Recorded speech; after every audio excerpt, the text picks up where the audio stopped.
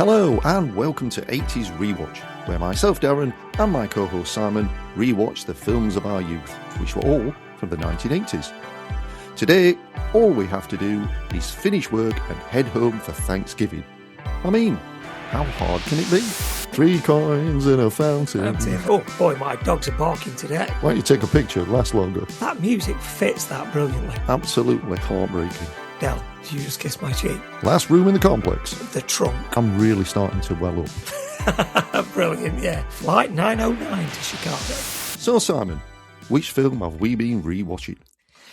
Hello, Darren. We have been rewatching a classic from 1987, Planes, Trains and Automobiles. Yes.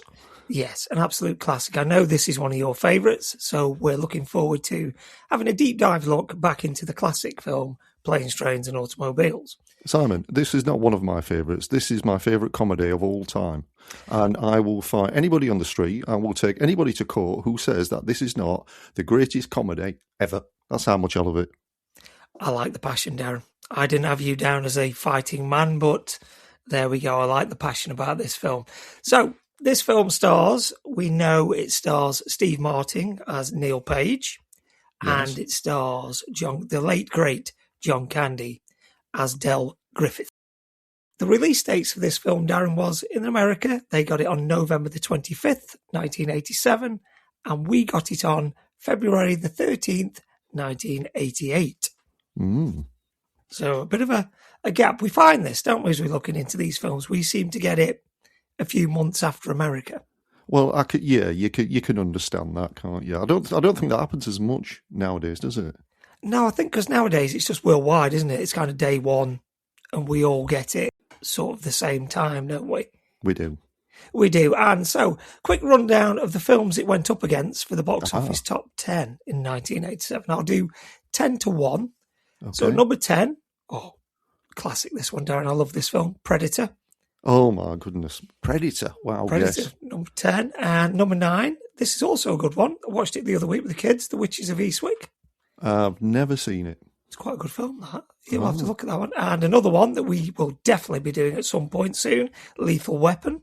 Lethal Weapon is I can't believe that Predator and Lethal Weapon were in the same top 10. Yeah, and once I get down it, some of these films on here, down from 1987, are absolutely brilliant films. And then at number 7, Stakeout. Stakeout, great film, yes.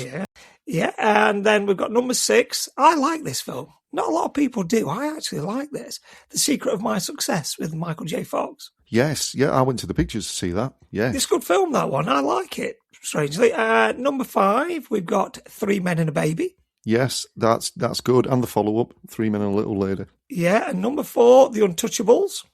I think I'm not sure whether I've seen that or not. Kevin Costner. Yes. Kevin Costner, yeah. And then number 3, Fatal Attraction.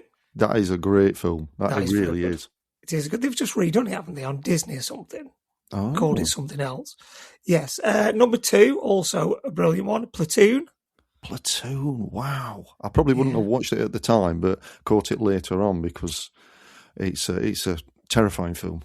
It is. I'm probably like you. I probably didn't watch it round about then. I watched it a bit later on. And number 1, another one. It's a sequel, so we need to do the first one before we do this one, Beverly Hills Cop 2. Oh, Eddie Murphy. He's just such charisma. He's fantastic, yes. It is. And where do you think Planes, Trains landed on the box office billboard? Number 1. No, we've just done number 1 down Beverly Hills Cop 2. Now, because we've had this before, this is surprising as well. I don't know if it's because it comes out later in the year. So it hasn't got like the summer blockbuster run. Okay, yeah. With the money. So it came in at number 29. What? Yes, 29. And it made a worldwide box office of 49,530,000. Wow. You know, when you see things like this and you see it came in at number 29, I remember, you don't often see it on terrestrial TV as much as what you used to, but I saw it in the TV magazine a few months ago, and it had 4 stars, and I'm shouting at the TV magazine that because this is a 5-star film, and whoever reviews these shouldn't be reviewing, and then it backs it up with number 29. Is it just me, or is it a great film? I think it's a great film. I think it is. Rewatching it back, I really enjoyed it. It is, and I can see probably looking at it from what would I have been in 1987? I'd have been 11, probably 11-year-old's eyes. I would have enjoyed it. But I think the older we get and the more we look back at it, we look at it more fondly and better now. Oh, we do. We do. We do. So can I ask where you rewatched it, Simon? Again, I rewatched it last night. Everybody went to bed, and I thought, right, I need to get my knowledge spot on for this one because I know it's your favourite. I watched it last night, sat on the sofa, in my usual position, with a cup of coffee, and the biscuit of choice this week, Darren, was pink wafers. Pink wafers. They're probably around in 1987, 88, wasn't they? They probably were, yeah. And I saw them when I went shopping, and I thought, they'll do. Pink wafers, I remember them. They're like an 80s biscuit. They'll do for the biscuit of choice this week. Well, I was in the house, same position as you, actually, on the sofa, feet up, and the usual nice glass of... In fact, no. Seeing as this is my favourite comedy of all time, I had a nice bottle of red, yes, to myself. Nice. And can I just say, if anybody's binge watching any of these podcasts, it must seem like I've got a bit of a drink problem. But I can assure the viewers that I haven't. We're not making these every single night. No, we're not. It sounds like you've got a drink problem and I've got a biscuit fetish. To be honest, doesn't it, when we're doing these? Yes. So can you remember where you first saw it? I think I wouldn't have watched it. I don't think I watched it in the 80s. I think this was a mid-90s film for me when it came on the TV. I think it's one I would have recorded and then rewatched it back. I don't remember renting it from a video shop, if that makes sense. It's not one that I can say, yeah, I remember walking into Christine's and it's there. I see the box art sat on the trunk, aren't they? Yes. And they're like a runway. I see that. I used to see it, but back then, in my 11-year-old self, it would have just been more action-y, Stallone, Schwarzenegger things, and the odd comedy and horror. And I probably skipped past this, but then got into it a bit later. And as the years have gone on, I have rewatched it quite a few times.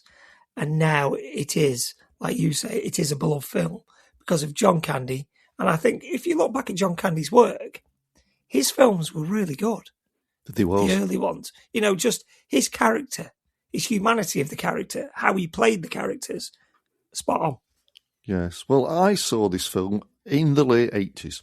And it was very late 80s because, like you say, it came out 80. And we had to wait ages for things to come out on video then, didn't we? Absolutely ages. But it was Friday night video, remember that? At my friend's house. But he'd seen it before. And he says, you have to watch this film. You really have to watch this film. So we all clubbed together, as we usually did in those days. Got the, whatever it was, probably £1.50 to rent it out. And did the usual, went up to the shop and stocked up on all our noshables, chose our seats and waited for it to start. Now, I don't know about you, but me, back in the 80s, especially where I grew up, there was a kind of a strange stigma about American comedy as opposed to British comedy. And I think this came from your elders. They'd say things like, American comedy is different to British comedy. It's not the same. Did you ever get any of that? Yeah, I did. I think it was more the American humour to the British humour was different. Which I could never understand because if it's funny in whatever language. Of course it is. I mean, rewatching it last night, there's a few bits and I was absolutely crying at it. Just some of the put-downs that Neil says and some of the bits that Del does. And Del's facial expressions had me in stitches. Yeah. But a lot of those American comedies, we wasn't as introduced to them as what we are now. We see them all over the place, don't we? There's that many channels to subscribe. And I remember seeing an episode of Cheers just by chance at some of my friends' house, and we were in stitches. We absolutely loved it. And every single one of us wanted to be Sam Malone. Yeah, I get that, because on a Friday night, I remember when we were kids, it was a Friday night, and I remember Cheers was on, Channel 4, and after Cheers, it was Roseanne, straight after Cheers. And that was my Friday night viewing. I remember going up to bed, I remember laying in bed watching it, and I think it was Was it the comic strip before? It could have been the comic strip before with Alexei Sayle and all that lot. Yes. I think they were on first, and then it was the American ones, Cheers and Roseanne. And that was our Friday night. That, as kids, 10, 11-year-old kids, that was our Friday night viewing. But as the parents didn't want to know those American comedies. No. As far as they were concerned, you'll not get it. It's a different kind of humour altogether, which is absolute rubbish. It is. And I think, now you've said that, thinking about it, do you think that's why they put them on Channel 4, which was, in the UK, probably not one of the strongest stations, was it? No, because we only had BBC 1, 2, ITV, which was 3, and then Channel 4 was the one that was kind of the not cool channel, shall we say. So do you think that's why they put the American comedies on there? I reckon you're right, because BBC obviously mainstream and ITV were mainstream, and if programmes weren't, how can we say, popular, they didn't get on. No. Now they're crying out for them. Oh, you do. I mean, even on the satellite channels now that we have in the UK, you have that Comedy Central, which I know Comedy Central's everywhere, but all these programmes are on it now. And we do watch the American comedies more. I mean, one of my favourite American comedies is Everybody Loves Raymond. I think that's hilarious. I really do. And I watch that every time. If I'm in and it's on, I will put it on because I find it hilarious. I think the only difference, personally myself, is I think we're probably drawn towards a more working class comedy, whereas, and you see it in Planes, Trains, Americans are drawn towards a kind of middle class to richer. Look at what Neil Page has got. It's unbelievable. Oh, yeah, he's quite well off, isn't he, Neil? And that's why he virtually pays for everything all the way through the trip, doesn't he? Because he's pretty affluent. He's got a good job. He's well dressed. He's well mannered at times when he needs to be. So he is. And like you say, then you've got Dell, bless him, that's just going from city to city. That's right. So, Simon, with the noshables in place in the 80s and the drinkables in place last night, let's reflect on this fantastic film, shall we? Definitely. Yes, Darren. Looking forward to this one. So to me, it starts with Neil Page, and he's in a meeting, isn't he? And he's desperate to leave for his flight at 6 to get home to his family for Thanksgiving. Yes, it starts 2 days before Thanksgiving, doesn't it, in New York City? Yes, and we didn't know too much about Thanksgiving in those days, do we? No, it was not something, obviously, in the UK that we know a lot about. We don't celebrate anything like that, do we, really?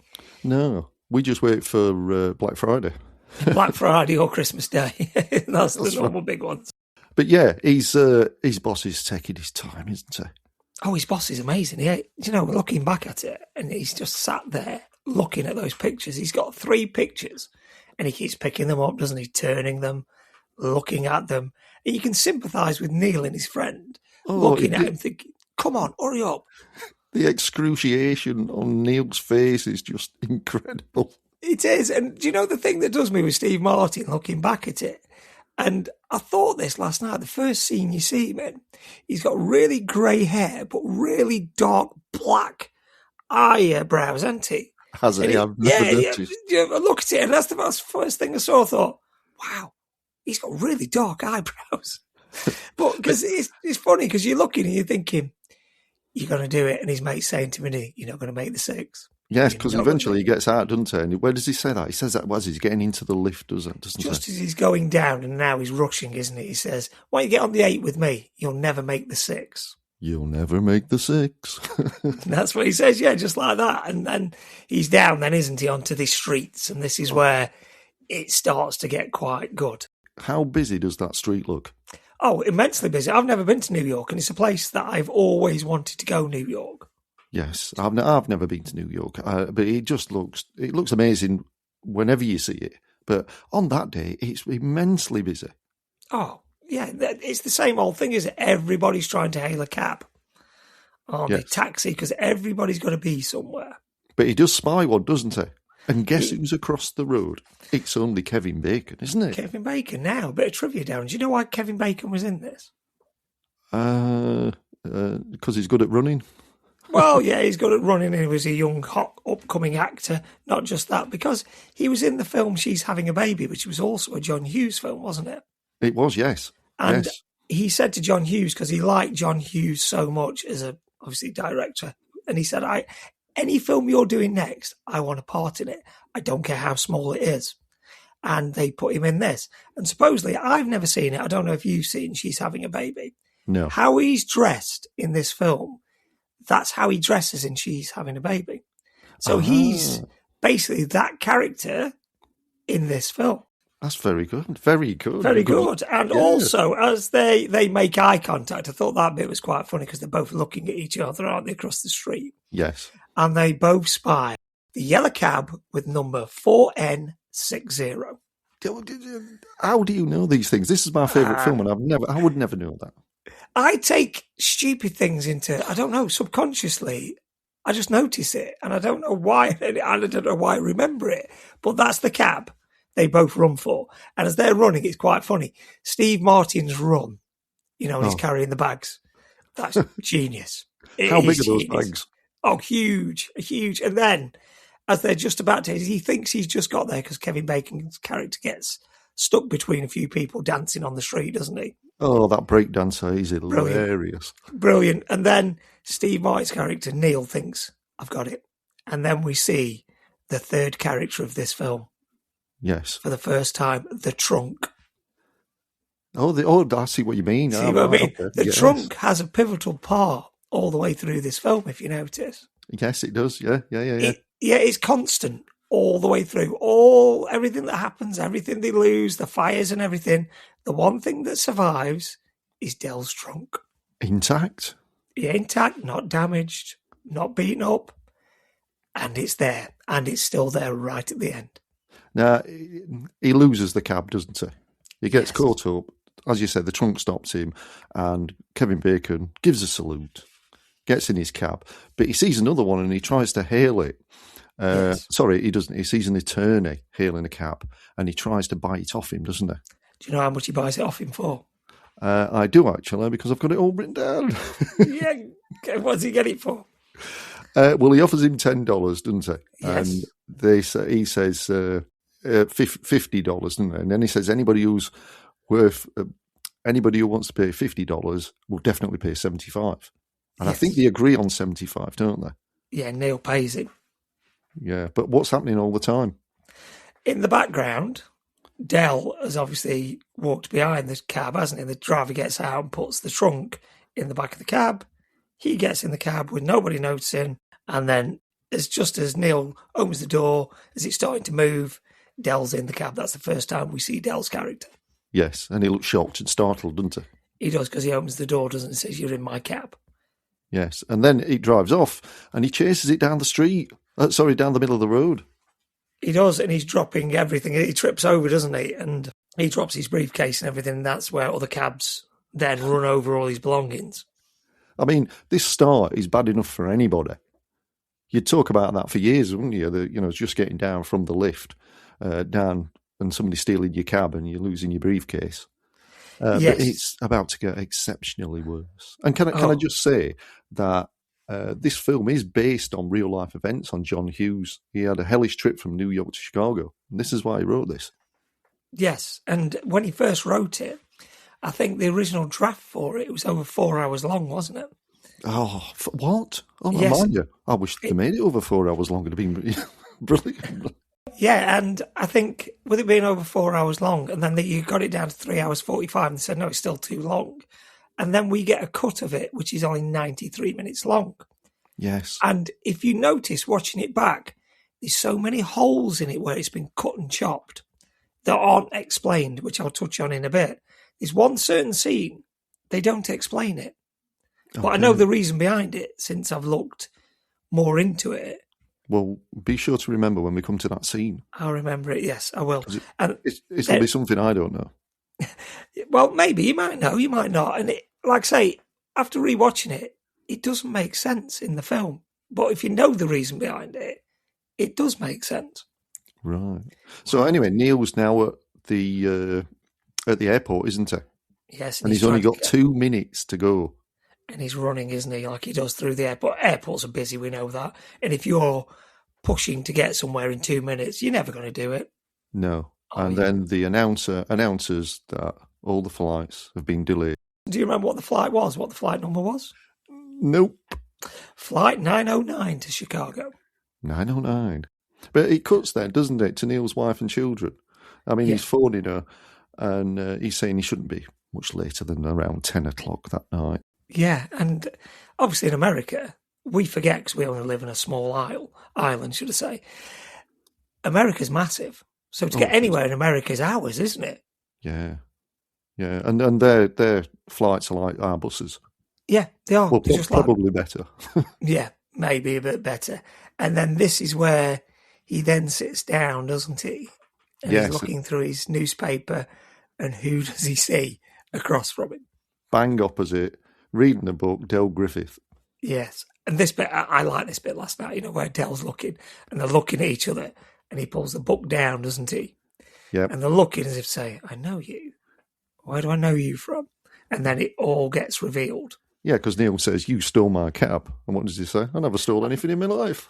Yeah, and then he starts going through his apology, doesn't he? And he goes, oh, yes, the cab. And then he remembers, doesn't he, what it was?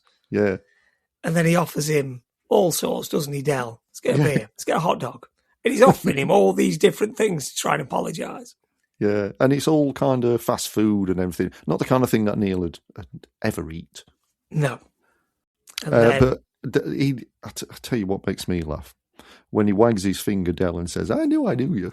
yeah, it's just his little happy face, isn't it? It's like he's one of them people that he's just happy all the time. Yeah, and I don't know if you noticed, but I noticed watching it last night, what an amazing set of teeth John Candy had. Oh, definitely, yeah. I mean, it's the little moustache that does me. I think that just suits him to a T. It does. But his set of teeth.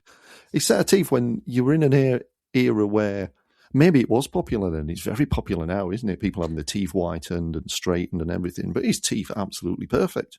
Yeah, they are. And that's what always does me. I'm not into period dramas. I'm just going a bit off script at the minute, sorry. I'm not into all these period dramas and all this. But when you watch a film from, say, the 1800s it's meant to be set in, everyone's got perfect teeth. You wouldn't have had perfect teeth back then.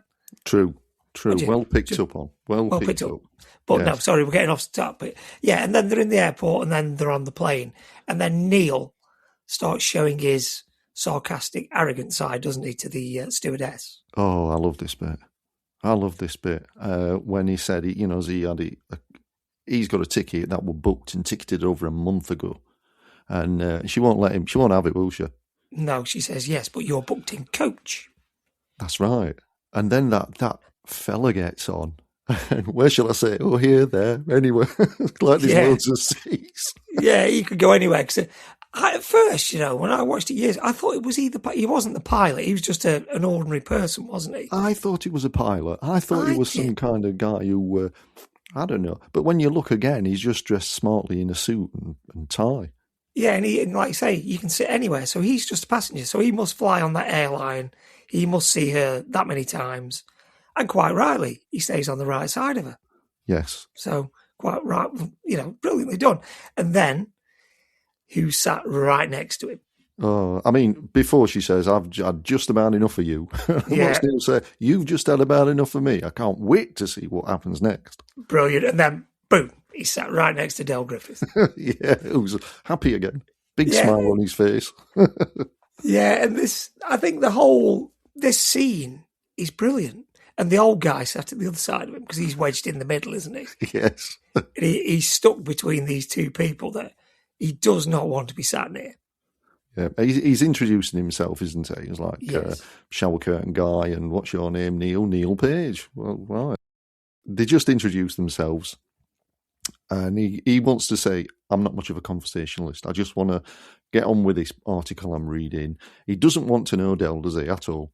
No, he doesn't want to engage him in conversation. And the bit that does me with Del here, and I thought this was genius, I'm basically saying I'm not a chatterbox. I know when to shut up. I know when to do this. If I talk too much, just give me a jab in the mouth or something, doesn't he, basically? But he doesn't shut up. He's doing it.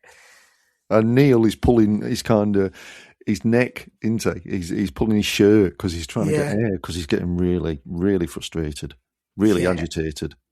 He definitely is. And you can see why. And then he takes his shoes off, doesn't he? Which would annoy anybody. Oh, bloody hell, yeah. You'd be like, what on earth are you doing? And it doesn't stop there.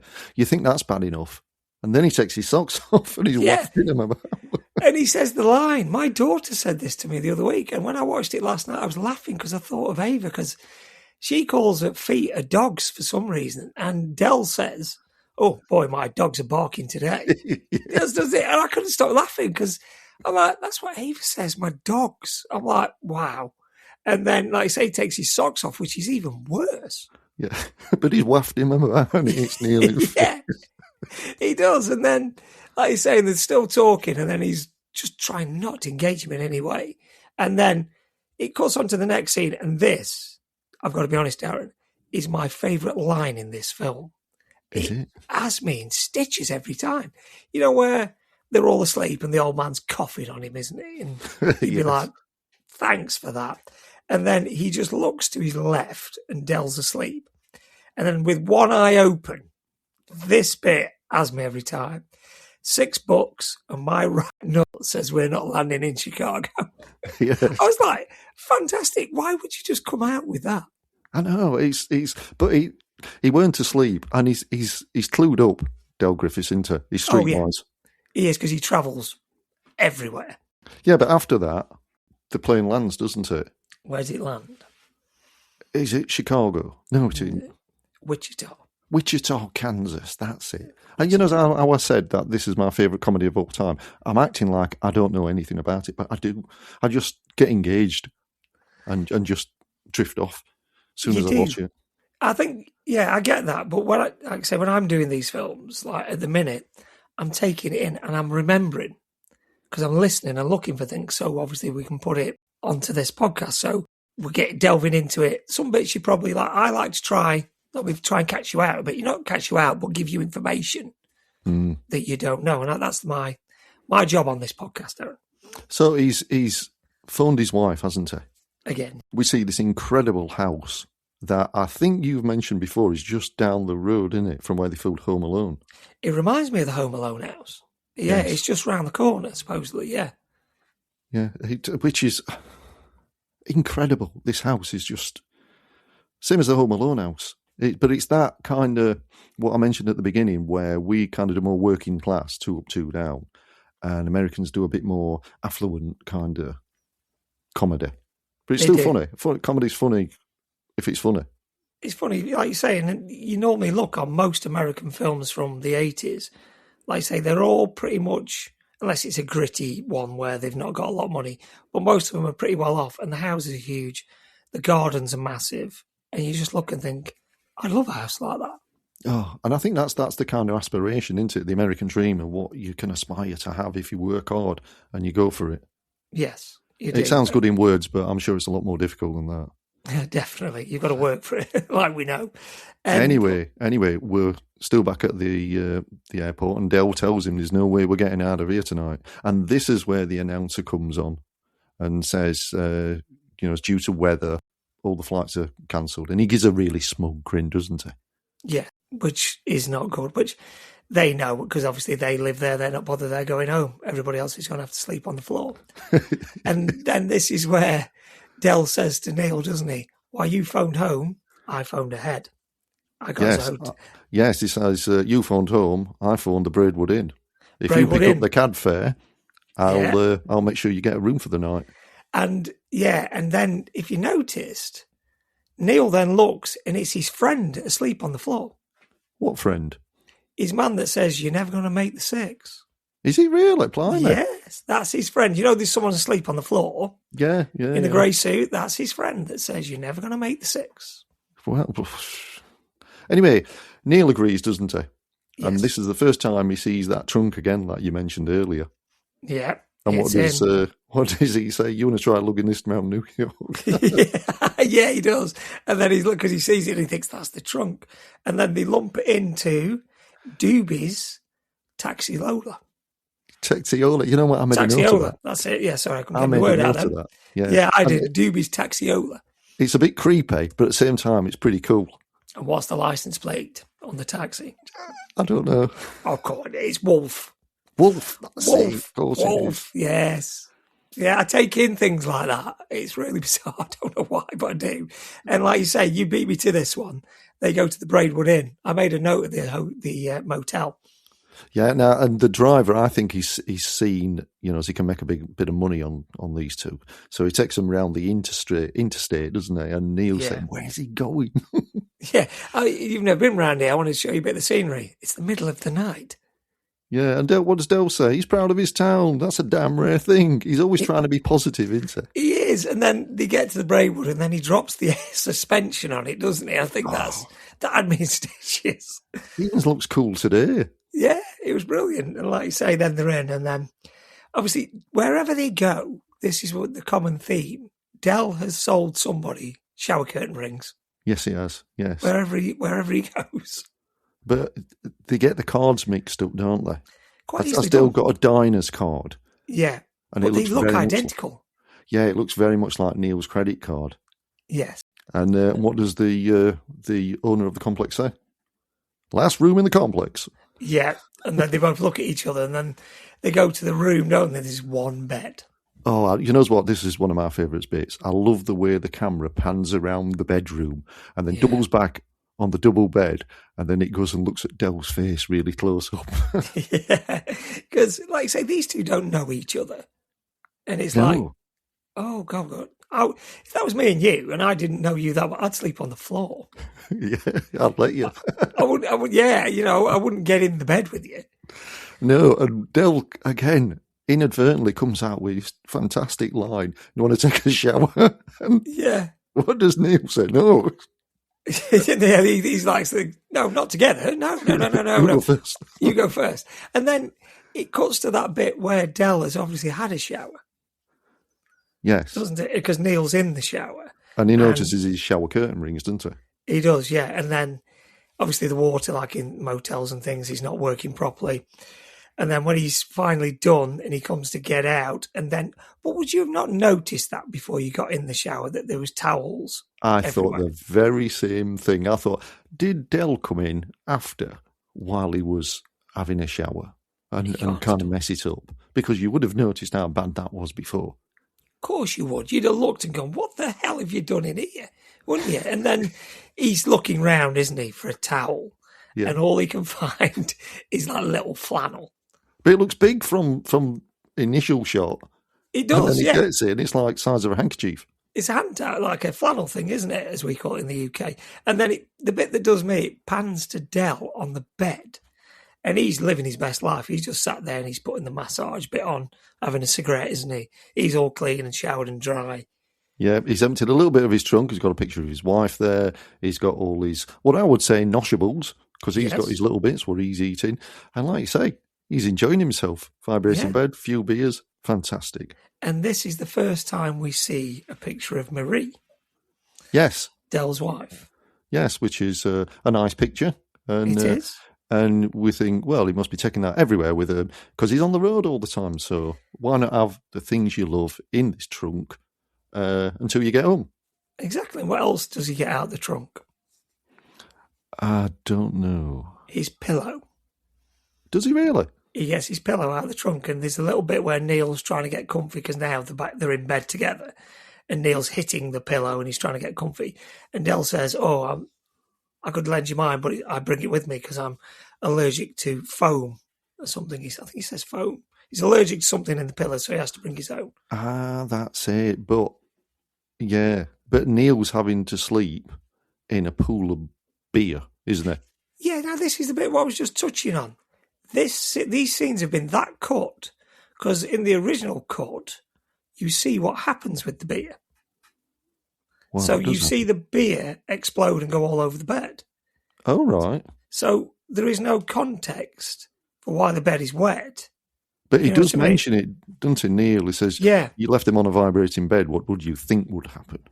Yeah, and there's another bit, which I'll touch on in a minute, that doesn't make sense, but they chopped it. And if they'd have left the original bit in, it would have made far more sense to the scene. Yes. I'll get to that in a minute. So then they're arguing, aren't they? And then... Well, just before that, it cuts back to what you said earlier. It cuts back to Neil's wife, and she's asleep on the bed, and she's been watching a film. And that film is she's having a baby. Yes, I was just about to say that. I'm glad you've said that, because what's the What's the Relevance. word? Relevance, that's the word. Sorry, Darren, I just can't find the word. What's the relevance to this movie, to that scene? I think, and this is only me, that film that she's watching is not being released. It's not being released at the cinema for people to watch yet. No, you're correct. It hadn't been released. And that was the little Easter egg that John Hughes had put in. She was watching that, but it had not been released. And that's, like we've just touched on before, why Kevin Bacon was in his character from She's Having a Baby in this film. All these little things they drop in that Brilliant. you don't know until you really start looking into it, do you? No, because at first, at the age we'd have been when we would have watched this, you just think, oh, that's Kevin Bacon. You know, you just think that's Kevin Bacon. And you wouldn't put the relevance why he's there in it. True. But anyway, back in the room, Dell's going through some really bad habits, isn't he? Like cracking his neck. That noise when he cracks his neck. You'd go mad if you were laid at the side of me doing that. I think, you would. But before that, he's trying to read his book, isn't he? And he's got his lighter. Yes. With his lighter. I'm thinking, you'll set fire to the book. That's what, you think happened. But like I say, then he starts going through clearing his throat and his nose. Oh, and scratching himself. He was scratching himself for ages. He would. And laid in bed. And obviously, looking at it, Neil's not the most tolerable person, is he? No, but I think Dell, in the end, he's doing it to wind him up. Because when he's clearing his sinuses, what does he do? He goes... He does, yeah. He does it. It's a pattern that we all know. And that's it. He does it. He does. He stops and then does it again. And then Neil goes, doesn't he? And it's then this bit, Neil just unloads on him, doesn't he, with his... Oh, he's vicious. Yeah, it is. You look and you think, oh, wow. And Dell comes out with a comment, doesn't he? That's it. Go on. I'm an easy target. Which, yeah, in society, you look at people, he probably is that easy target to have a go at. Yeah, but some of the things that Neil's saying are quite funny. You don't want to laugh, but it's sarcasm at its best, isn't it? You know, the bit I like about this scene, like you say, you get the sarcasm from Neil, and then you get the sadness from Dell, where Dell says, like I've just said, that's it, I'm an easy target. I'm not changing. I like me. And that statement, yeah, I like me. And you think, yeah, good on you. Well done. Within a second, that music comes on and your mood's totally changed. You've kind of gone against Neil now. Even though, you wouldn't be able to put up with that. None of us would. No, you go mad. But like I say, that music, like we've said before in 80s films, that music fits that brilliantly. Oh, it does. Doesn't it? And then they've had the argument and Neil's is coming back to bed. And I love that bit. Dell's already in bed and he looks round.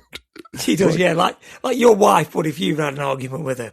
Yeah. You do, don't you? That little look over your shoulder, then you throw yourself back over and roll the duvet over you. We've all done it. And then they get to sleep, don't they? And another terrible thing happens, doesn't it? Somebody creeps in the middle of the night. This is what I was saying. Now, if the scene makes no sense, all right, they get robbed, but in the original cut of it, they touch on it a little bit later when they're paying. He says, oh, you even let me pay for the pizza. He is the pizza delivery boy that robs them. Is it really? Yes, and the reason he robs them is because when Neil's paying for the pizza, he insults him like he does, and he doesn't tip him and he's quite nasty to him. Oh. So then he comes back and he robs them. I wonder why they would have left things like that out. I don't know, because like you say, it doesn't make really... All right, yeah, they're getting robbed. But if they'd have put that into context, you think, oh, it's him. It's the pizza guy. He's robbing them. You know, for all these years, I just thought it was just bad luck. I thought somebody's come in the middle of the night, opened the door and robbed them. It's just another bad thing on this journey. Yeah, it is another bad thing, but it's all down to Neil being how Neil is. Yes. Yeah, that's where you get the context. If he wasn't so arrogant, but he's pushed. He's always pushed to the limit. That's why he's not a bad guy. He's just frustrated because he can't get home.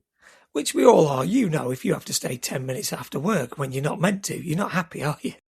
Now, speaking of frustration, when I was watching this back in the 80s, if you remember at the beginning, I said the person I was watching it with had already seen it and told me, you've got to see this bit. Well, I don't know if you've ever watched a film or anything with a person like this who always throughout the film saying, "Oh, you've got to watch this next bit. Yeah. Oh, this is right good. This next bit coming up. Oh, this bit's really funny." And I'm thinking all the time, just shut up and let me watch it. Let me be surprised. Now I'm waiting for something to happen. Have you ever been watching a film with one of those people? Yeah, I have, and I'm like you. I like to watch a film. I like to be surprised or disappointed with films, because some films surprise you, some films disappoint you. And you don't need people like commentary telling you, look at this, watch this, that's that. You don't want that, do you? No, and I can't say anything because it's his house and it's his video player and it's his TV. So I'll just have to take it on the chin and try and block him out, which is difficult for the duration of that film that he kept saying it. Anyway, the morning's arrived, hasn't it? And what are Del and Neil doing? Oh, yes. They are spooning, should we say, Yes. in the terminology. They're hugging. Yes. They're hugging. What does Del do? And this is genius. I think Del kisses Neil's ear, doesn't he? He nuzzles him with his nose to start with, and then he gives him a little kiss on the cheek. Yeah. And then it's like Neil wakes up. Del, did you just kiss my cheek? And he's like, oh, sorry. And then he says, doesn't he, where's your other hand? It's between the two pillars. Yeah. He says, why are you holding my hand? It's with your other hand. They're not pillars. And they both jump up and they do that manly thing, don't they, where they're going, whoa, here. Did you watch the Bears game the other day, didn't they? And they're like, hell of a game, yeah. hell of a game. Hell of a game. I think they're going far this season. It's like, that's the funny bit, isn't it? And then poor old Neil then goes back into the bathroom. Yeah. And what's in that sink? Oh, well, you hear Del saying about his socks being in there, doesn't he? Yeah. And then he looks down and it's his socks. But then when he's drying his face, what's he drying his face with? His underwear, the biggest underwear in the world. Yeah, Del's underpants. And it's like, wow. Wow. And that picture, I'm surprised that picture's never been a kind of poster on anybody's wall, or him looking in the mirror and the horror on his face as he's drying his face with his underwear. Yeah. So anyway, they go to breakfast, don't they? What does Neil say? I'll pick breakfast up. I seem to have paid for everything else. He does, yes. Del's like, oh, you're making me sound like a freeloader. And he looks in his wallet, and what does he find? He's been robbed. There's no money in that wallet. No, and he looks accusingly, doesn't he, at Del? He says, yes, I had $700 in that wallet. Yes. Doesn't he? Which you paid for pizza. Yeah, the pizza context comes into it again. Yes, it does, you're right. But like I say, it didn't make any sense. But then when I'm watching it again last night, I'm thinking, right, all right, he's travelling about. He's got $700. That's a lot of money to have in your wallet. It is. Yeah, it is. You're quite right, yeah. A lot of money. I wouldn't walk down the street with £700 in my wallet. No. You know? So, and then he's accusing him, isn't he? And the bit I like about this is how Del's dressed. Has he got a bow tie on, is it? He's got a bow tie on. He's got a bow tie in like a maroon cardigan. And he just looks, because he's got kind of curly-ish hair in this, hasn't he, John Candy? Yes. And his little tash, he looks so adorable, just sat there. And then he says, I will do no such thing. I'm not a thief. And he gives him his wallet, doesn't he? Yes. And says, look in my wallet. Do you know how much was in Del's wallet? Not as much, but I can't remember. $263. Yes, if there's a penny more, you can whatever. Yes, he does, yeah. He's been robbed as well. So then, obviously, they come back outside, don't they, the motel. And yes. Typical to Del, he knows someone, because he says, get along with where we're going to go. Is it the railroad, the trains? They're waiting for Gus's son, aren't they, to pick him up? Gus's son, yes. In Gus's the open back son. Truck. Do you know what his name was, Gus's son? Was it Owen? Owen. Owen. Owen. Yeah, he does that. And that was not in the script. He improvised that to get their two reaction. So the reaction you see from Steve Martin and John Candy is their proper reactions to this. Because they're looking at him, aren't they? And he's doing the snorting, like you say. And he's spitting on the floor. And they're both like, oh, God. And then, did he shake the hand? I think does he shake the hand? He shakes Del's hand and then he spits on his. And then shakes Neil. The timing is just fantastic. And Neil's face, it just looks down. But that, like I say, that was all improvised as well. Was it? The reaction of Steve Martin, he does this because he wipes his mouth, doesn't he, with his bare hand. You see Steve Martin's face like go, ooh, as he shakes it. That wasn't in the script. He But did that. to me, for John Hughes to include this weird Yeah. kind of thing that he does, you feel a little bit awkward laughing at it because you shouldn't Yeah. laugh, but you can't help it. And it's, where do they get it from? Where's the know. idea to come up with something like that? I don't know, but it works because you just think you'd be saying, "Would you? Oh God!" But he's giving me a lift somewhere, so you can't be disrespectful to him because he's taking you somewhere. Yes. And then you're like, "Oh God, no!" And then again, the star of the show turns up, the trunk, doesn't it? Because they're about to put it in the back of the pickup, and then he comes out with that line, doesn't he, to his wife? Oh, yeah. Leave it be. Get Yeah. your lazy behind out of here. And then he comes out with that statement, doesn't he? She's small, but she's strong. Yeah. When she gave birth to our first one, it came out sideways. She never batted an eyelid. You're like, Yeah. Shouldn't wow. flinch or nothing. Yeah. And then them two are like, I can't have her doing that. We'll do it. And then they put the trunk in the back, don't Yeah, they? we've got it. We've got it. Yeah. And then they're in the back of the truck and they're looking like it's freezing. And they say they've got about 30 or 40 miles to go. Yeah. Now, And then he sees the gloves, doesn't he, on the trunk, on the back of the trunk. I love this. Yeah. This is brilliant. And then he goes to pick them up. And what's under the glove? A dog, a nasty dog. That dog in the next scene is brilliant in that next scene, which we'll get to in a minute. But I like the way it nearly bites Neil and Del shouts at the dog, doesn't it? Give him the goddamn glove. So the dog can understand. Exactly. And then they're off and they're going and they're talking, aren't they? What do you reckon the temperature is? I think, don't they say 1 or something, Yes. 1 degree? And then they come into the town. And then I love this bit. You see Del's face where he's frozen with that smile in his teeth, and so's Neil. And then the dog is. Yeah. That is brilliant. Absolute genius, that bit. Now, back in the 80s, not when this film was done, I actually did ride on an open back truck, and I can tell you exactly how cold it was. And this was in the summer, because me and my friends, quickly going off this subject, we decided to do a mad bike ride to the coast, which was about 90 to 100 miles long. Wow. We never thought, we were only 15, we never thought about where we're going to stop, we never thought about taking any money or anything. And when we got there was no way we were coming back. So one of my friends had to phone his dad, who then came to collect us, and we all had to chuck as bikes in this open back truck and drive and sit on the back, just like Del and Neil did, all the way back 100 miles, and it was absolutely freezing, and that was in the summer. Yeah, you don't think of the wind chill factor, do you, when the vehicle's moving? Oh, not at all. But you kind of, you think you're covered by the back of the truck, but you're not. You're open to the elements, and they must have been freezing. Oh yeah, definitely in those conditions, because it's like snowy and icy, isn't it? Oh, the whole experience for me then was horrible, and I only did it 2 more times after that. When you get back, I don't blame you. I wouldn't have done it once. Anyway, they make it to the train station. I think, is it Stubbsville? Yes. It's something like that, isn't it? It is, yeah. And they're on the platform, and Del wants to be friends, doesn't he? He wants to give him his money back for the ticket, and even to meet up for a drink. But again, Neil just doesn't want to. He wants to get away from him, doesn't he? Yeah, now, watching it, do you think, probably overlooking at this, do you think Neil gave them separate tickets on purpose? Yes. I do. Yes. I do, to be honest. He can't shake him off, can he? No. So he tries to get rid of him, and then obviously, like I say, they get on the train. And this is where Neil's there, he's happy now, he's calm, he's away from Del. And you see the niceness of him when he's talking to that girl. Yes. And he's saying, you go back to, and he's quite nice then, isn't he? He's charming, he's nice, he's back to his normal self. And then he's asleep, and then what happens? Oh, the train breaks down incredibly. Typical, and this had me laughing, we all do it at work. If you're in a working environment, they get off the train, and what does the one driver say to the other? What have you done there? It's always somebody else's fault, isn't it? What have you done there? Not like, oh God, the train's broke down. What have you done? Yes. Yeah, so, and then he's talking to the conductor, isn't he? He says it's a few miles to the next town. Yes. And who does he? He sees Del, doesn't he?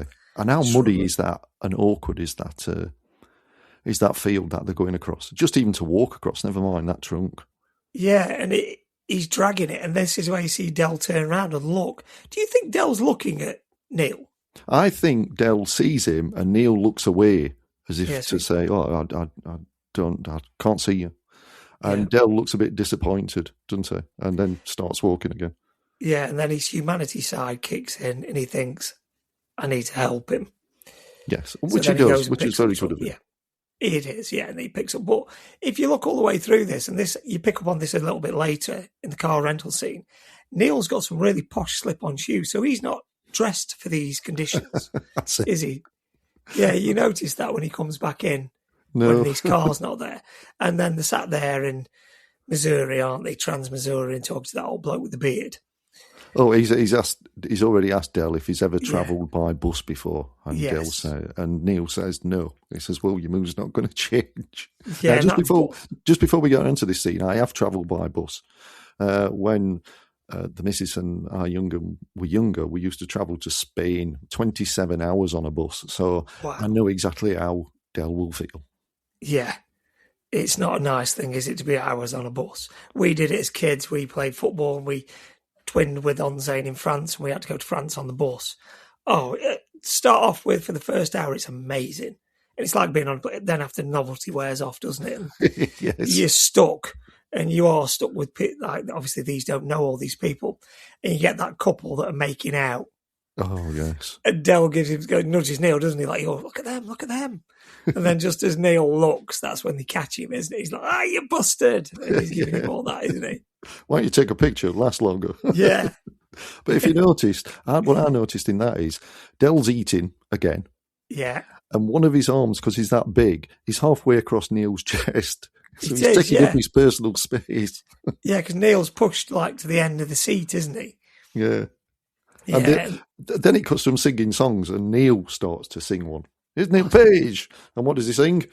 Oh, some bottles or something, isn't it? 3 coins in a fountain. That's it. The most cringy song. Everybody looks round because they all look working class. They all look like us, as if saying, what? Yeah. What's this? This is a posher song that the likes of us wouldn't know. Yeah, and then obviously Dell gets him. He does. What does Dell sing? Flintstones. Brilliant, yeah. Which is brilliant. And he takes it to the extreme by shouting Wilma at the end, as they're crossing that bridge. Yeah, brilliant. So then they arrive in St. Louis, don't they? Which is where they're heading for. And he shows what a good salesman he is, because now he has to get some money by selling his shower curtain rings, doesn't he? And he tells all them different people they're all different things. Yes, he says the sign by, I can't think of it, he says the sign by, he says they're filled with helium. Yes. And they make you look older. Yeah. And everyone that does me, you look at all the young girls, they've all got shower curtain rings in their ears. They look ridiculous. Yeah, they look stupid. One of them is massive. And you think, you wouldn't fall for that. Surely you wouldn't fall for that. But Dell's that good a salesman, isn't he? Yes, he is. We've all been talked into things, buying daft things, which we think, why have I done that? But you just do. You don't know why. But it cuts, doesn't it? As Neil phones home, he's missing his child's Thanksgiving play. Yes. We know as parents, Darren, kids when they're that age, you try and do everything because, like, I think Dell says it, doesn't he? Oh, they're the memories you miss or something. Yeah. And you try and be there for everything. Well, I do. I'm sure you did when your son was growing up. You try and be there for everything. Yeah, because you want to. Life's too short. You've got to enjoy every moment. You've got to have a little bit of sacrifice. But it's passing him by, isn't it? And he's stuck with a fella he doesn't want and all these unfortunate things that are happening to him. And also, how does he pick up the phone when he rings home? Oh, 2 fingers, doesn't he? He doesn't want to...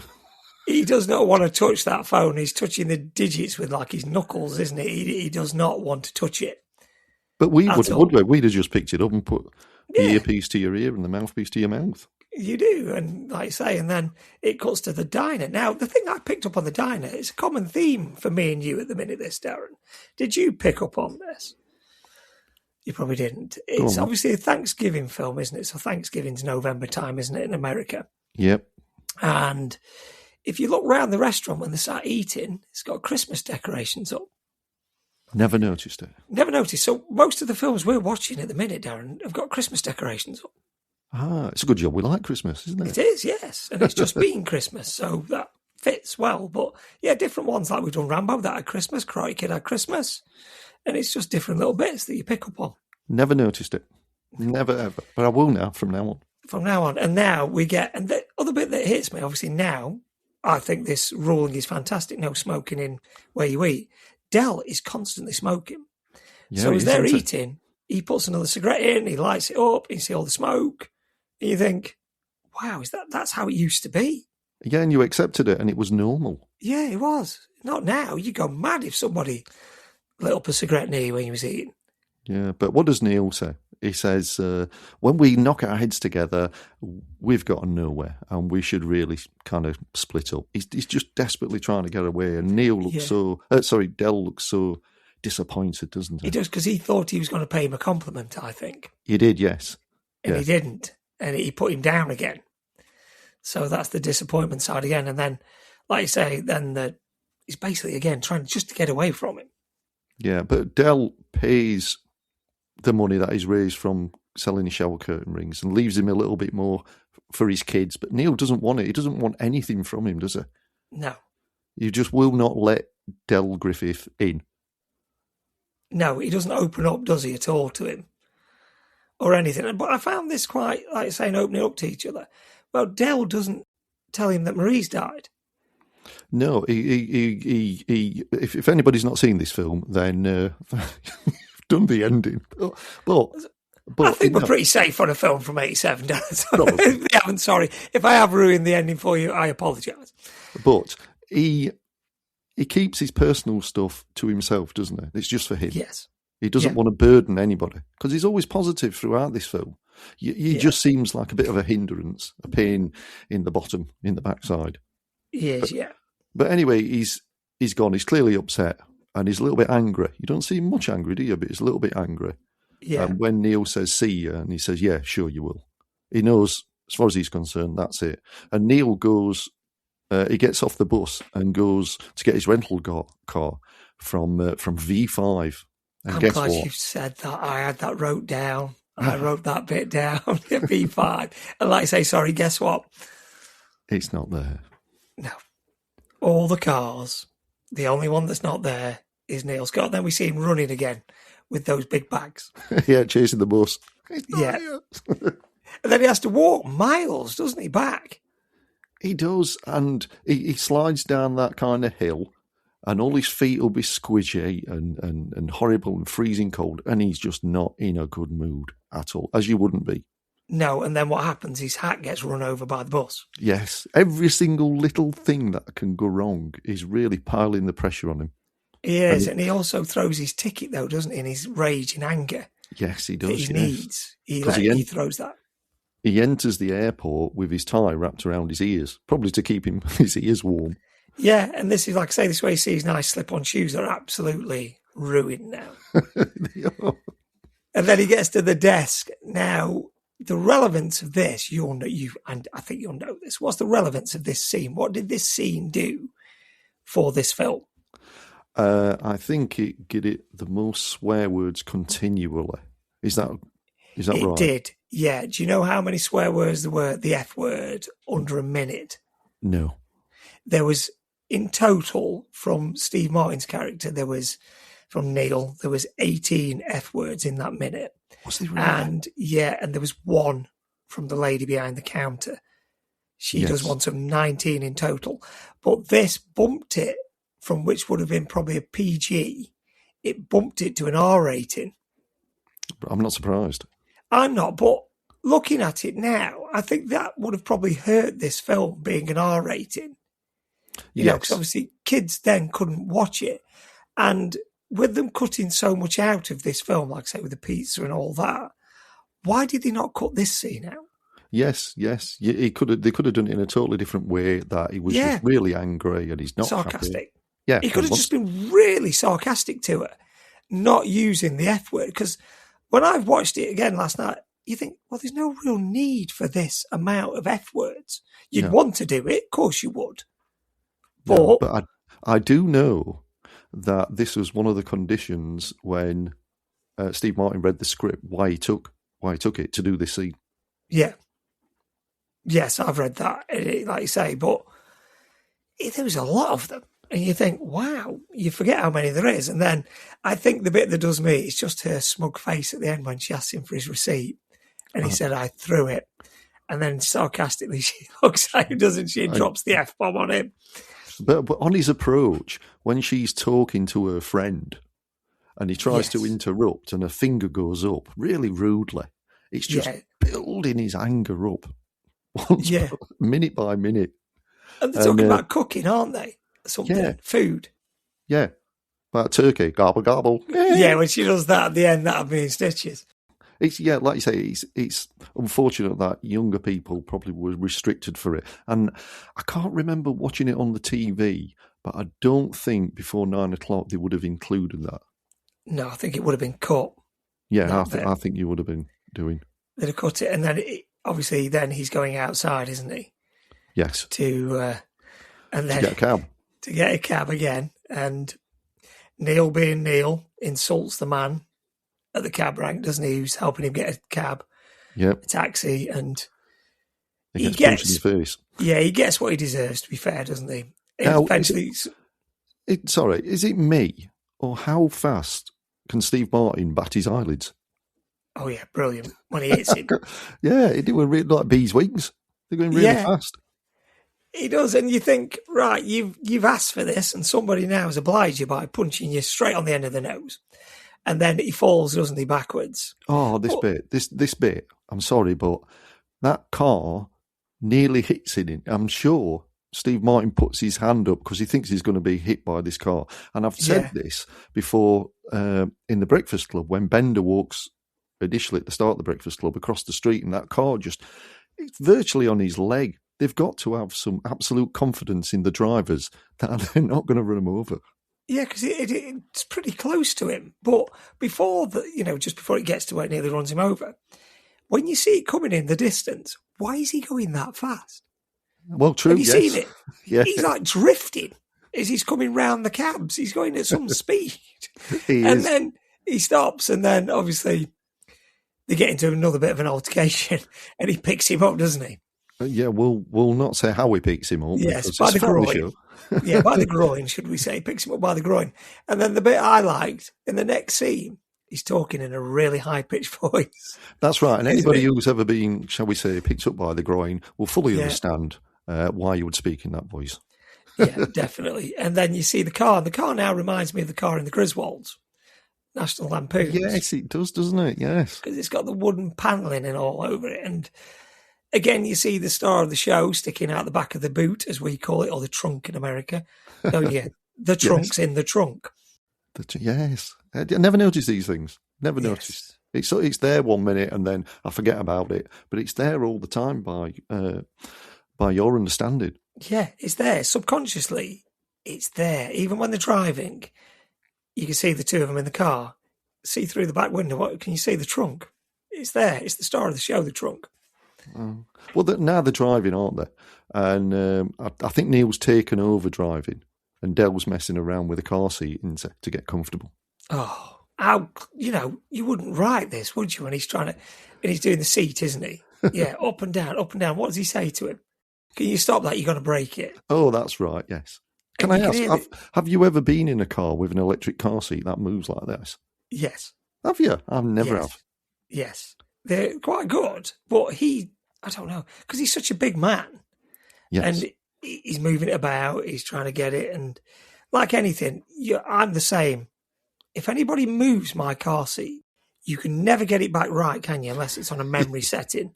But if somebody moves it, like you take it to a garage for a service, MOT, whatever, and they move it, oh, that winds me up, Darren. Oh, you're virtually sat in the back seat when they move it. Yeah, and you're like, not only have you moved it backwards, you've tilted it as well. Why have you tilted it? Yeah, and changed the mirror.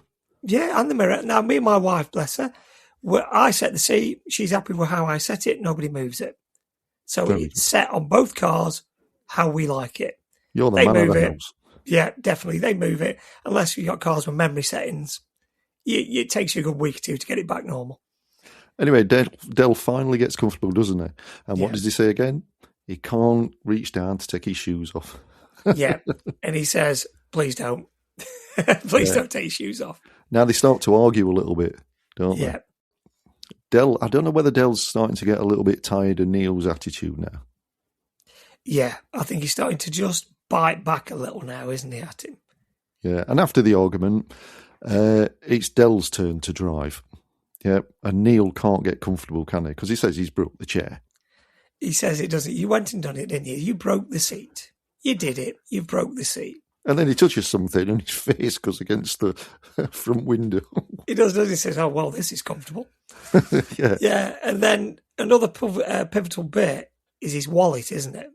Yes, because he says he's going to go to sleep Yeah. and put in my Why? wallet. Why would you do that? Well, I thought that. Why don't you just keep it in your pocket? Yeah, in your inside pocket. Yeah, But I suppose it has to play a part in the film, doesn't it? it does, yeah. And But then, I wouldn't do that. No. I wouldn't have any money. No, yeah, we've been saying. And then, obviously, Neil's asleep and Dell's driving, and he starts bopping, should we say. Oh, this to is that. one of my favourite bits. Is it the mess around? Mess Around by Ray Charles, the great Ray Charles. Yeah. And he's doing all the pretending to play piano. And when Yeah. he's doing the saxophone and cars swerving. Yeah. And then he gets his sleeve stuck, doesn't he, of his coat? On Well, the recliner bit. doesn't he have a cigarette first? And he goes to chuck it out and it lands on the back seat. Yeah. I know a friend of mine that did that once. Well, really? Yeah, his dad had got brand new, going back to night, but no, I'll give you the year because I'm sad with years like this. 1994, we're at college. We bunked off a bit to go to Meadowhall, and his dad had got a brand new Escort gear, and he borrowed it for the day. I don't think his dad knew he took it. And he was having a cigarette, opened the window, threw it out, it came back in, and it put a massive burn hole in the back seat. Blimey. I only thought that kind of thing happened in films. Yeah, no, it happened. That's what always makes me think of it. Carl Sheldon, his name was. It always makes me remember that. And then, like you say, then he's bopping away, isn't he? Still, he's doing his bits. Yeah, he's thrown it. It's on the back seat. Yeah, He doesn't know, and he's starting to get hot, which is why he starts to take his coat off. And this, it's totally believable, isn't it? It's totally believable. but not just does he do it to one arm, he does it to both arms. Oh God! Doesn't he? And then he has to try and drive the car with his legs, but he is managing it. Now, how does he keep his foot on the accelerator at the same time? I don't know. You would have just slowed down, wouldn't you? But he doesn't want to come across as being foolish to Neil, does he? He wants to get him to where he wants to get him to. But it's so believable, but so funny at the same time. And the car's skidding and everything, isn't it? Yeah, it's not the conditions really to be going at speed that he is either. No, and then all of a sudden, he goes one big tear, doesn't it? And the car kind of spins round and comes off the road. Yeah, and it's facing the other way then, isn't it? And they don't know. No. Well, you wouldn't because it's dark and there's no street lights and there's this, and he takes his coat off and then he re-enters the highway. Now, as he re-enters the highway, he comes down the exit thing, doesn't he? Well, I didn't notice this when I watched it when I was younger. I couldn't understand what was going on. But obviously I do now because you drive. But they're back on the freeway, aren't they? And you've got that man and that woman telling him, shouting, you're going in the wrong direction. And Dell thinks, want a race? And he's beeping his horn. Come on then, let's go. Yeah, then Neil wakes up, doesn't he? Go, what are you doing? These jokers want a race. Yeah. And then it all starts to click, doesn't it? And Well, he's shouting. He says to him, doesn't he? He winds the window down and he says, they say we're going in the wrong direction. And what does he say? How do they know where we're going? Which is quite a plausible thing to say, isn't it? How do they know where we're going? And he goes, thank you, beep, beep. Yeah. But they're still shouting. And then he does this wonderful thing where he has a sip of a pretend drink and pretends to be drunk. Yeah, they must be drunk and he's doing all that, isn't he? And then Neil realises all of a sudden. He does. He looks down, doesn't he, and thinks, well, why am I on this side of the road? Because in America, obviously, they drive on the opposite side of the road, don't they? Yes. And he's thinking, why can I see this side of the road? And then he twigs. But in the meantime, what's coming the other way? Oh, two big juggernauts. Two big massive juggernauts. Yeah. And he goes down the side of them, doesn't he? And then you see that clip where they turn into skeletons. Yeah. And Dell turns into the devil. And I noticed when Dell turns into the devil, he's got a red hot poker at the side of him. He's got the full lot. Yeah, he's got the full gimmick, hasn't he? He's got the full. And you're like, oh wow! And then they come to a stop, don't they? Oh, they come to a stop. And is that when the trunk hurtles off the top and goes like miles away. It does, yeah. You see it bouncing off into the thing, and all Neil's belongings are bouncing off. But all his steering wheel's bent, and they've got kind of the fingers are stuck in the dashboard, aren't they? Yeah, With and like I say, that tight. yeah, the steering wheel's pushed forward where Dell's like grabbed it that hard, he's bent it. And then they get out, and this bit has me, I thought that was brilliant. Oh, nothing wrong with this. It'll buff right out. Again, trying to be positive. Yeah, and then they have they get the trunk, don't they? And they pick all the belongings, and he says, well, how did you rent this car? You haven't got any money. Yeah, because they were laughing at first, weren't they? Yeah, they're laughing about it because he says, you've finally done it. You've finally messed up now. How are you going to get out of this? And what does he say he rented the car with? Neil's credit card. No, he says I rented it with a set of shower curtain rings. Oh, that was it. Yes, he said you can't rent a car with shower curtain rings. And he said, well, accidentally. And that's when they have another argument. And Neil punches him, doesn't he? In the stomach. He does in the stomach, yeah. And he says that's how Houdini died. And then what does he do? He falls over the trunk. He falls over the trunk. Oh, that was brilliant, yeah, because he goes that way, he falls over the trunk. And then they're sat, aren't they, talking, and they look out, Neil looks over his shoulder. Well, you know what? Car. You know what? I kind of thought to myself, just a simple use of a camera reflection, because they're sat facing opposite the car, and you kind of see the reflection of flames in the back, and that's when Neil looks round, and that's when Del looks round. Sorry, that's when they start laughing, isn't it? Because obviously Neil thinks that Del's messed up, and he's going to really cop it now. Yeah. But just a simple use of camera work. Brilliant. It was really well shot, that bit, and like you say, and then the car's gone, hasn't it? It's in flames, and they get back to obviously the wallet talk, and well, where is it? I put it back in your wallet when you paid for gas. Again, he paid for the gas. Yes. He's paying for everything, isn't he? And he accused him of stealing. He said, didn't it got mixed up? Which it did get mixed up. Yes. And then he put it back in, did the right thing. He put it back in his wallet. The wallet's in the car, and the car's on fire. Yes. But then they've got to find a motel, haven't they? They've got to find somewhere. Yeah, and then they go in the car, which is just virtually burnt to a crisp, isn't it? Yes. And again, it's sad, isn't it?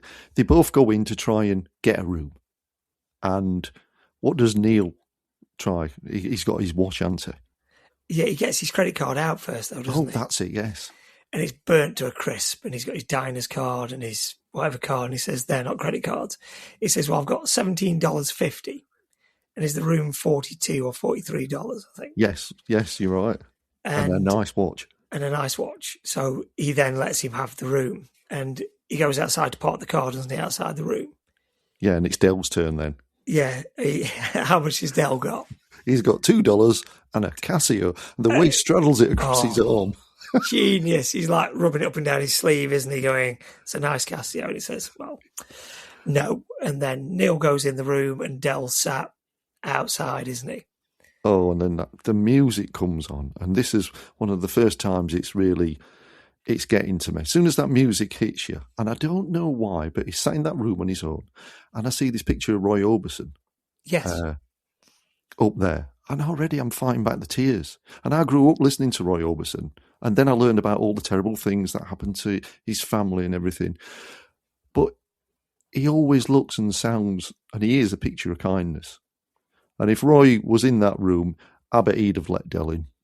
Yeah. And it starts to play on you, doesn't it? It starts to think, come on, Neil, come on. Yeah, do the right thing. Do the right, because he's sat outside and it's snowing, isn't it? And he says, well, you're right, Marie. I've done it this time, doesn't it? He's talking to his wife. Oh, he does. He says, I finally find a fellow who I really like, and then I smother the poor guy. Yeah, and he's sat there and he's with his earmuffs on and everything. And then Neil looks outside, doesn't he? Sees him and thinks, which you would. You'd think, I can't leave him there. So he brings him inside. Yeah, well, he gets out of bed and he looks like you say. Now, back in the 80s, I'm really starting to well up. And I've got a couple of friends, at the side of me. And it's not good. If you're like 15, 16, you're not crying in front of your friends, are you? You'll never, ever live it down. So I really needed to pull myself together. And I think it's the mixture of the circumstances that were in at that moment in time, but mainly the music and the situation. And you have some empathy, don't you? And you You want do. Neil to have that empathy. But I had to pull Yeah, myself together and smart myself up.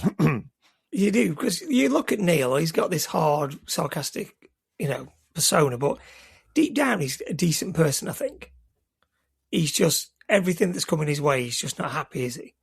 No. And you don't, when you're watching it for the first time, you don't understand fully what Dell's saying.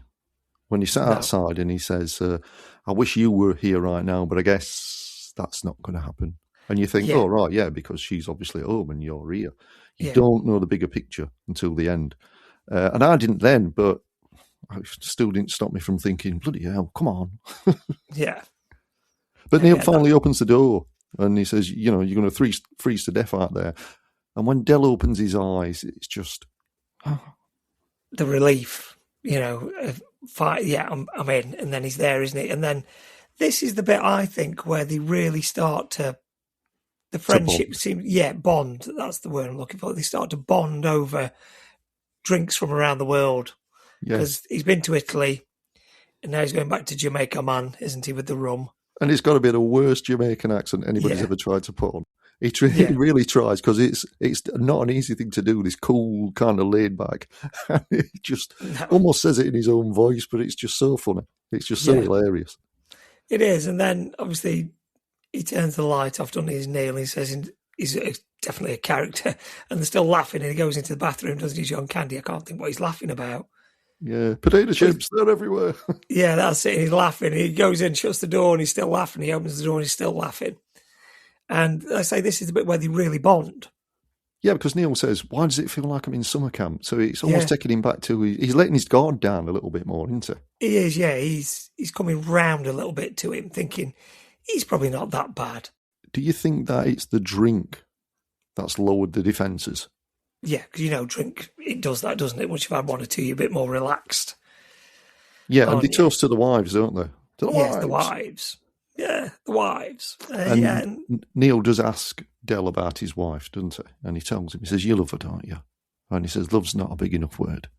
Yeah. You can see that with his character. He's heart gold, hasn't he, really, Dell? And then the bit that does me, when he comes out of the bathroom, he's trying to turn the light off and he can't find the switch. So he turns the bulb, doesn't he? Nearly electrocutes himself. And then we cut to the bit outside, and I think this is brilliant, where they're trying to get the car out. Oh, yes.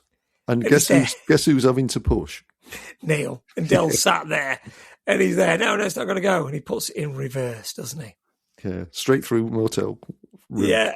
The faces are brilliant, because when he puts it in reverse, he doesn't go slow, he floors it. He does, yeah. He does, and then his face, and then they drive off, don't they, at speed? Yes, and we see him, and again, the shot where it shows you the car, like from a floor level, as it's moving, and all the damage that's been done on it, and it kind of pans out to a bigger one, and they're both singing Blue Moon off Kentucky, which is brilliant. It is. And then they're speeding down the highway, because that car isn't fit to be on the road, is it? No, and they overtake another car. Yeah, they do. And like I said earlier, he's not going slow, and the wheels are wobbling. Everything's all over. You wouldn't be going at speed in that car, would you? With the wheels all over the road. The police clock him at 78, don't they? Yeah, I thought that bit was brilliant when he says, do you know how fast you're going? No, can't read the speedometer, it's melted. But the radio's still working. Yeah, and it's got damn good reception as well. Yeah, he says. And what does the highwayman say? Do you think this vehicle is safe for travel? And Dell, really convincingly, he said, yes, I do. It's not much to look at, but it'll get you where you want to go. Yeah. He does, doesn't he? And then obviously they impound it. Where do they find themselves at? I think they find themselves in a little town, don't they? Yes. And he's, again, like I said before, Dell knows people who know people, and he managed to get him a lift. Yes, a big truck turns up, doesn't it? A big red truck. Yes. Big American truck. And they think they're driving, Neil thinks they're driving in the cab, but no, they're not. No, they're in the back, in the freezer, in the cold again. In the cold. Does he say, you'll be back home in Chicago in 3 hours? In 3 hours, yes. We're moving now. And again, a wonderful shot of that juggernaut moving and that music going. It makes you feel happy, doesn't it? It just makes you feel great. It's the we've said before, the 80s film, it's the music and the cutscenes of the scenery of great little American towns and everything that does it for me, Yeah, that I like. and then you see them entering Chicago on that Chicago High Line, and you think Yeah. they've made it. They finally made it, and they're there on the platform, aren't they? Yes. And And they sat there. Neil's thanking him for getting him home, and train finally comes, and they shake hands. They do, they go the separate ways, and then obviously Neil's saying, thanks for everything, you got me here, you did this. And Del being Del, need your address, I need to send you some money, I need to pay you for this and that. No, it's fine. Then they shake, well, they hug, don't they? Yeah, he's trying to cling on into Del. Yeah, he doesn't want to let go. No. Yeah, and he doesn't want to let go. And then Neil goes on the train. And gives an enormous sigh of relief, doesn't he? Yes. We don't see what happens with Del, do we? We just see Neil's point of view from here. You don't see Del walking off. And then that bloody music starts playing again. And Neil starts reminiscing, doesn't he? He sees his kids. He sees the kind of turkey or whatever it is. Now, another bit of trivia for you here, Darren. You probably know this. I don't know if you do. But now, where Steve Martin sat there and he's smiling and he's shaking his head, that wasn't scripted. What? He was sat there between takes on the train and they just left the camera rolling on him. Okay. And that's just Steve Martin being Steve Martin, thinking about what they've done, the lines, thinking of all different things. That's not part of the script. That's just him being him. Oh, that's brilliant. Yeah. So he's showing you that he had enjoyed filming that film. Yeah, he's just happy. And I think, because where the train was going, it didn't look like it was, they had to cut bits out because the scenery didn't match to where he was with his facial expressions. So they did that. And then you slowly see, don't you, the penny drops when he's reminiscing about Del. Now, this is the bit last night when I was watching, I'm thinking, he never once asked Del where he was going. We know Neil's trying to get back to Chicago. Yes. He never once said, well, where are you headed? Where are you trying to get to? Because Del's just... He says he's on the road so much, doesn't he? Yeah. He hasn't been home in years. No. And like you say, he starts to kind of think, well, hang on, what's going off here? This is not right. Yeah, that doesn't add up. This doesn't add up. And then he obviously thinks, right, and he turns around, doesn't he, and goes back. And he's there. He's sat there all alone, just with his trunk. And he says to him, Del, what are you doing? Doesn't he? I have to control myself here. It is a sad scene because he says, doesn't he? This is where he says, I've not been home in years and Marie's been dead for 8 years. So obviously when his poor wife died, he never went back home. He just stayed on the road, didn't he? See, even talking about it, it's, oh my goodness. Within a flash of an instant, every annoyance that you had with Del Griffiths has gone. Yes. It's all lifted. And you see him totally different. You see him as a man that sat there, a lonely man that's got absolutely nothing. Everything he had was taken away from him 8 years ago. Don't you? Bloody hell. I mean, even watching it last night, I was gone. The tears, the snot running down my face. I just cannot control myself. It is. And like I say, even looking at it, it's John Candy's face that does it. The whole, his hands just clasped together. Him looking basically like a child when he's talking to him, isn't it? He's like, he's you know, the sadness in him. Absolutely heartbreaking. It is, yeah. John Candy did this bit very well. So did Steve Martin, to be honest. I do remember as well, because it's that vivid, watching it back in the 80s. And I'm absolutely praying that there's going to be even more, because really trying to hold myself together. And I'm praying nobody's going to turn the light on or anything. But you do. You see Neil at the end of it, you just see his head go down, don't you? As if to say, oh, no. And Neil's only got one thing on his mind. Yeah. He wants to go home, so who does he take home with him? Yep. Del. And then you see the classic shot of them walking down the street with the trunk. And that music. the music again, and they get to the path. The path's clear, there's snow everywhere, and they walk in, and Neil's family's there, isn't it? And the kids. Do you know what? If John Hughes would be alive today, I'd smack him right in the mouth for turning me into a blubbering wreck. I would. It's good. This is what films are about, though, Darren. They get you. They get you when they pull on the heartstrings.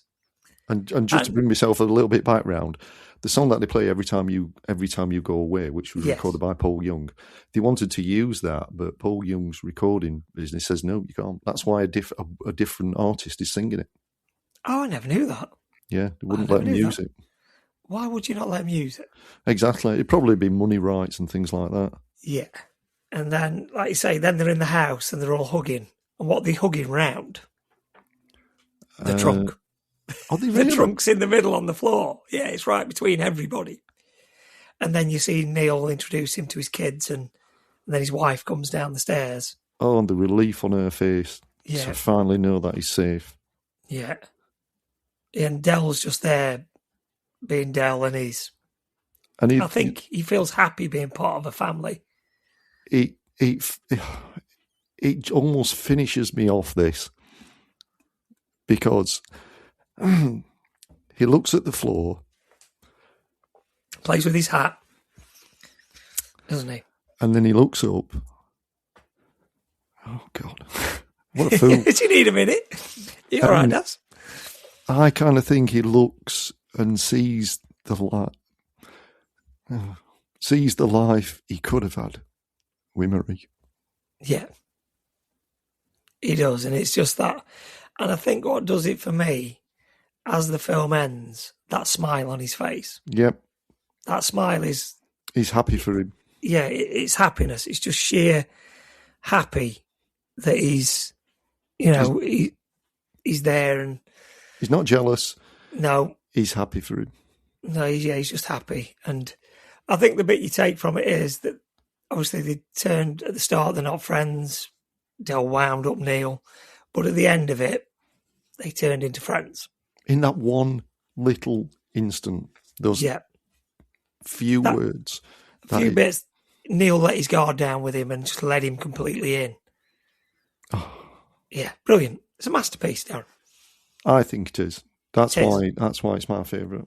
Even though I've probably shed a pint of snot and 2 pints of tears over the years. And even doing it now, I can't help myself.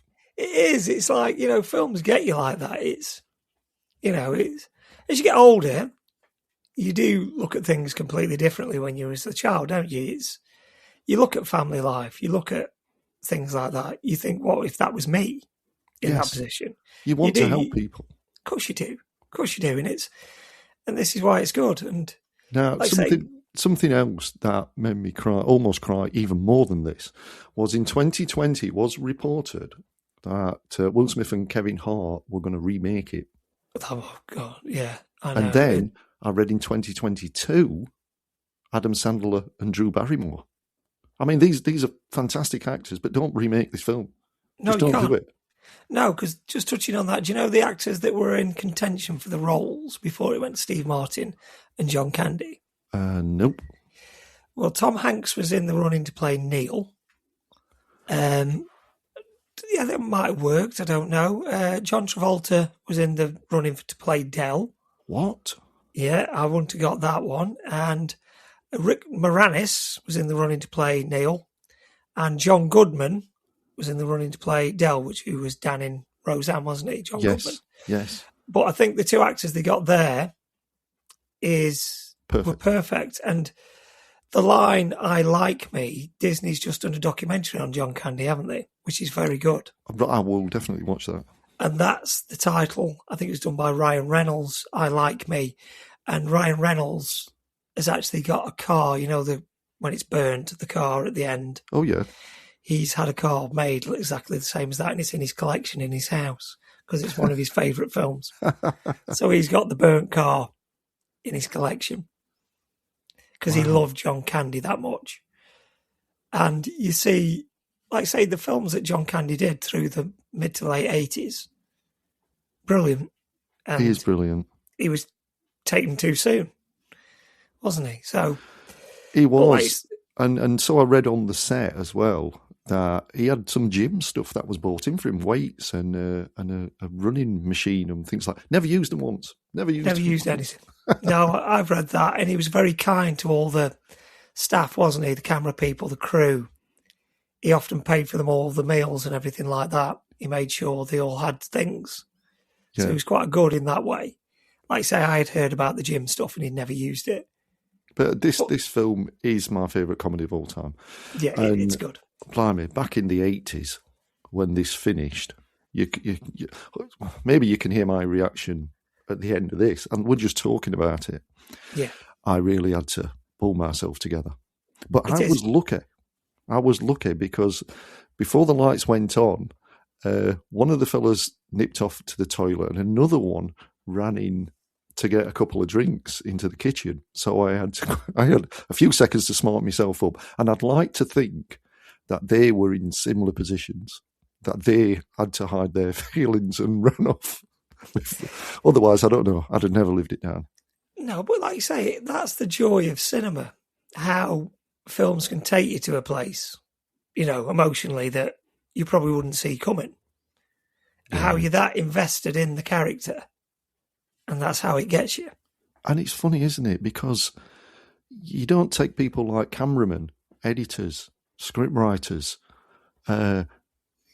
everything, because all you see is what's in front of you and you expect it. And I wonder, and I've probably said this before, if the people who make these films know what impact it has on people.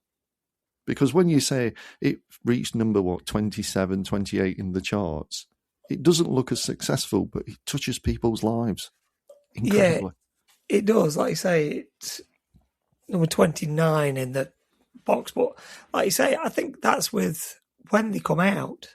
I think that must be the only thing I can put it down to. But on that list, you've got Predator that's down below. Predator's a good film. But like you say, it's the impact these films have on you, and still to this day. Because this film was from 1987. Wow. And every time I've watched this film, because I know what's coming at the end, I look at Del in a totally different thing, and I want Neil to be nicer to him from the off. So Neil turns out to me now to the bad guy, whereas originally Del was the bad, annoying fella that couldn't be shaken off.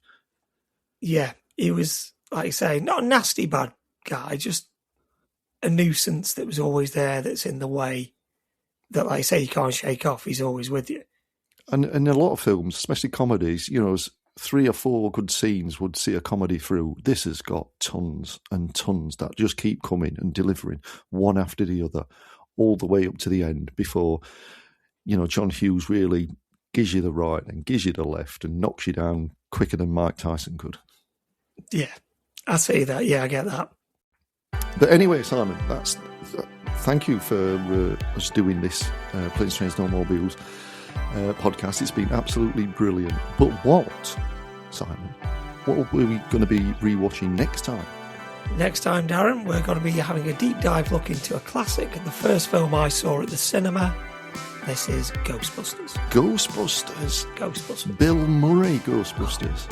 Classic. An absolute classic. Yes, right. So, viewers, join us next time where we will be reviewing Ghostbusters on 80s Rewatch.